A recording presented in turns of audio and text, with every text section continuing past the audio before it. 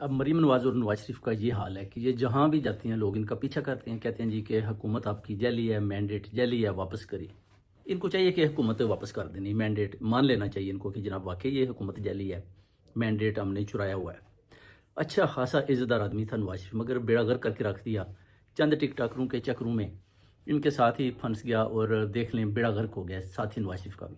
اب نواز شریف کا جو بیانیہ تھا کہ ووٹ کو عزت دو، وہ بھی آپ دیکھ لیں ادھر ساتھ ہی جنیوا میں ہی دفن ہو گیا۔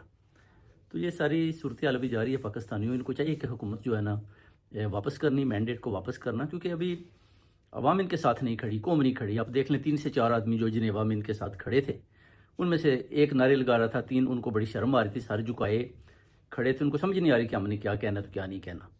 اور اس کے بعد اس کی پکچر بھی پکڑی جاتی ہے، نواز شریف کے ساتھ بیٹھا ہوتا ہے، یعنی کوئی آدمی ان کے ساتھ چلنے کو تیار نہیں ہے۔ یہ صورتحال ہوگی ابھی اس پی ایم ایل این نون کی۔